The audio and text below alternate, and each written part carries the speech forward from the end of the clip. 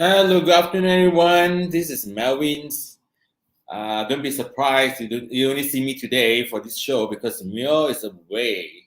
And how's everything today?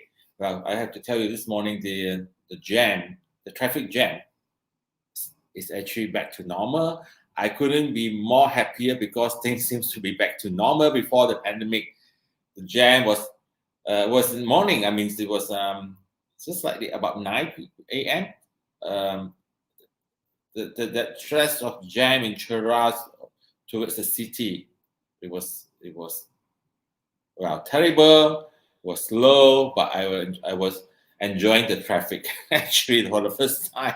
And that's not the reason why Mio is not around. He's not in the jam because he's doing something else. He's doing his as a duty of a husband because he's now with his wife in hospital for checking because the wife is expecting to deliver soon. I think it's a month or two. The good news is he doesn't need a passport to do this time.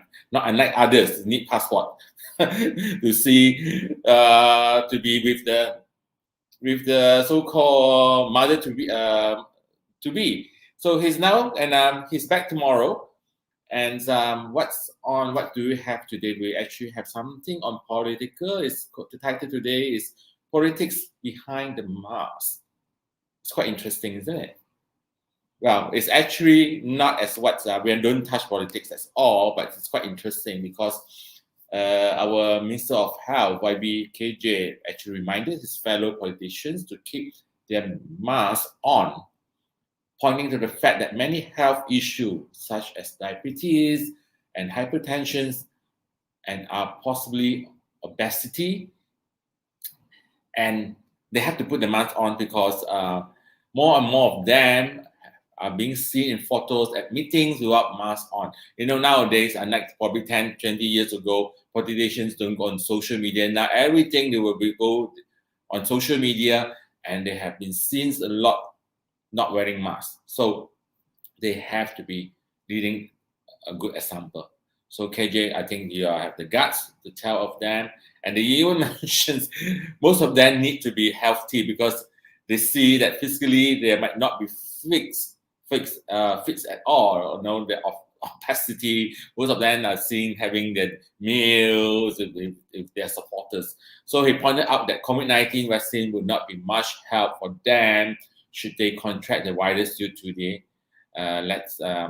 their way they not so-called see that it's not important because you are the leader. You must lead by good example. You have to show because you are doing the posting. I mean, you are very active. Most of the social politicians are very active in social media. You have to be leading example. Otherwise, the followers, others will follow the same because they say that the minister is not wearing. Why should I? This VVIP are not wearing.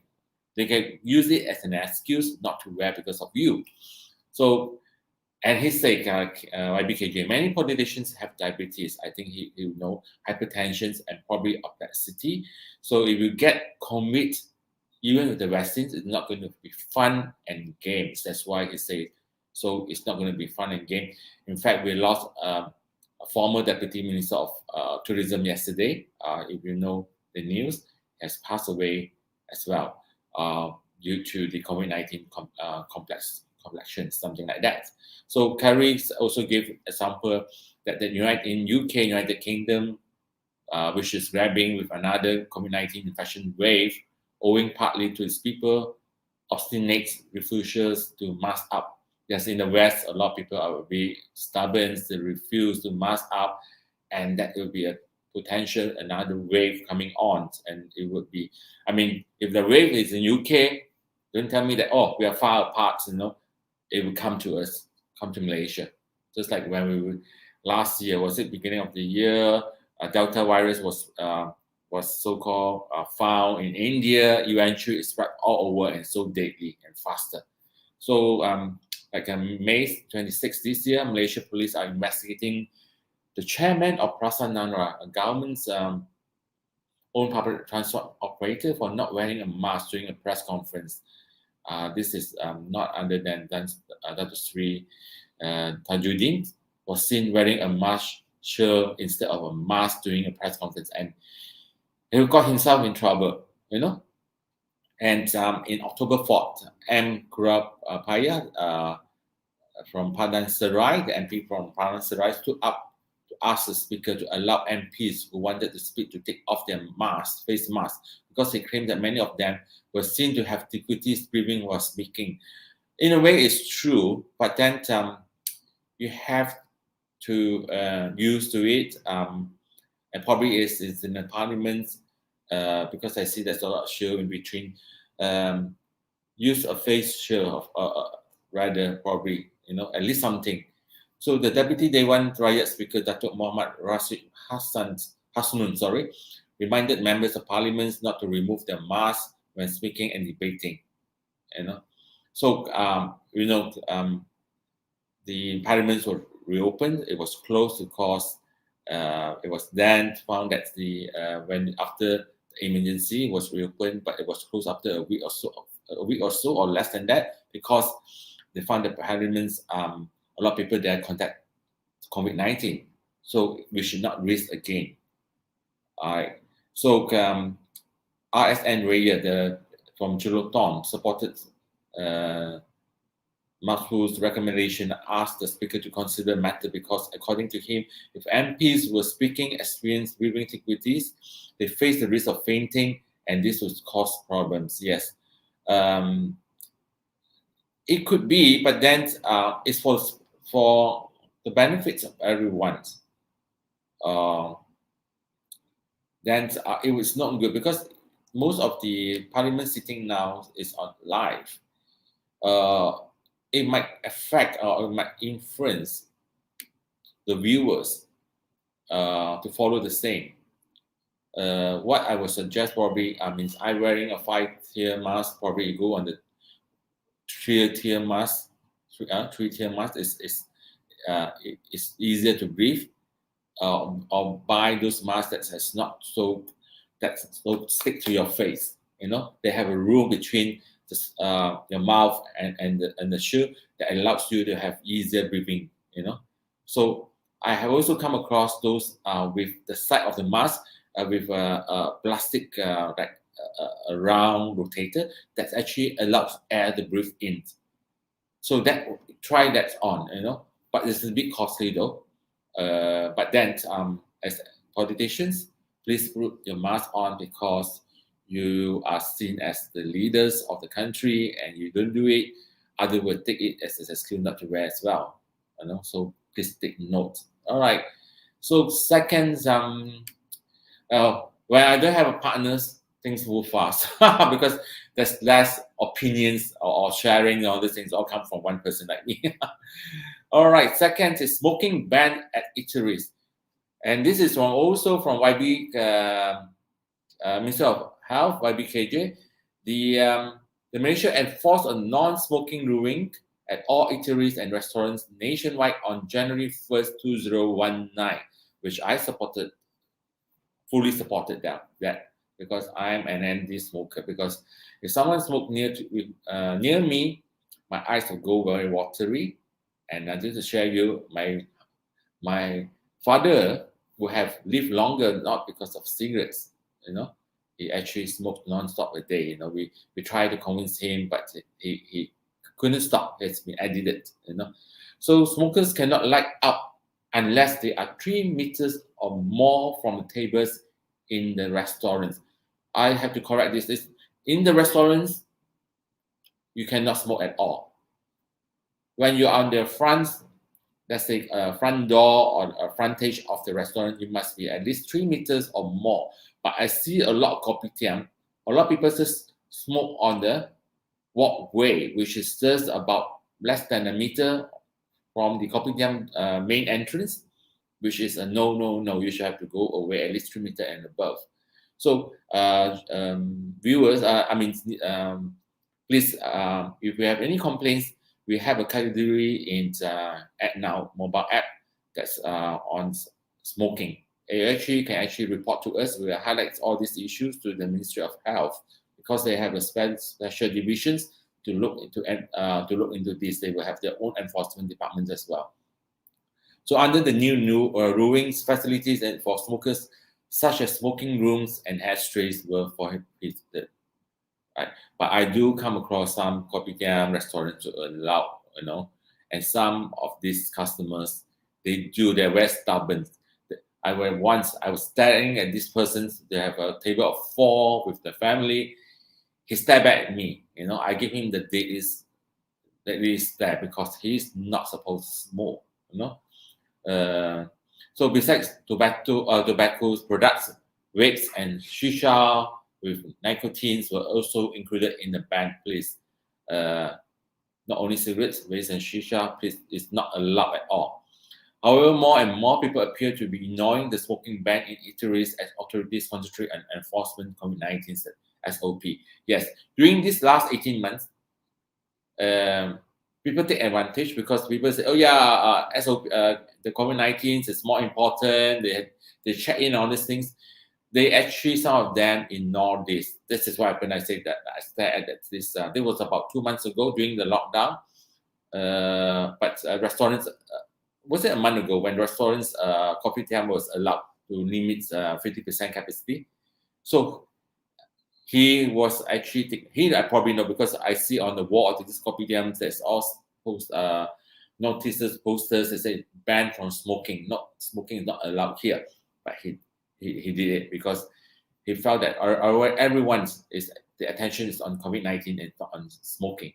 So our AG, Tan Sri Nur Hisham, said the lack of enforcement was the main reason for violations. So please, everyone who are seeing this, at least report to using our mobile app ACTnow. Report to us. We'll take care for you. Just let us know which we have the pictures, time, and just let us know which the name of the restaurants or the kopitiam. We'll take care of that. And Malaysian Indian Restaurants Owner Association President Mr. Suresh told FMT that Free Malaysia Today, FMT, that smokers might have forgotten about the ban as people were not allowed to dine inside during the lockdown. This is pure excuse, Mr. President. You will never forget. You will never forget to smoke. If you forget to smoke, then I will forgive that. You still smoke, and it's already enforced in 2019 January 1st. You cannot smoke in restaurants. Do not speak on behalf of your client. They have, and you as the operators, you have to remind your people, your patrons, not to smoke.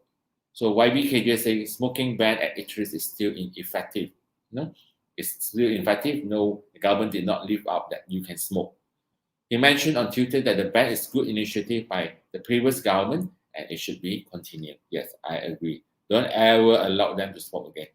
He said that law enforcement officers who monitors the streets for COVID-19 SOP compliances can also be on the lookout for these offenders and take appropriate actions. Yes, just don't focus COVID-19, nothing else. Other things, it doesn't need your boss to tell you. We find that's not right, just take actions. So YBKJ also further revealed that from January of this year until October 24th this year, January to October 24th, some 3,419 notices were issued under Section 32B of Food Act as well of Control of Tobacco Products Regulation 2018. So for almost 10 months, an average of 340 tickets, notices or compounds were issued. All right. They urge the public to abide by the smoking ban in public spaces, not only for the sake of the comfort of all, but most importantly for the sake of prosperity of the health of all. Yes, because like me, I'm not a smoker. I could be infected by you. If you smoke near me, I might get cancer too. So those caught smoking in prohibited area could be fined up to 10,000 ringgit or face 2 years jail, while the eateries found to have allowed customers to light up would be slapped with a maximum fine of 2,005. I think those operator eateries, restaurants, or what things, if you allow a customer, 2,500 is too little. I should recommend 25,000 ringgit, because the customer itself could be fined 10,000 ringgit or face 2 years jail, the restaurants owner themselves, the operators, should be fined at least 25,000, not 2,500. It's too little because you should have stopped it. Your people who walk around, your waiter, waitress, immediately tell them stop smoking.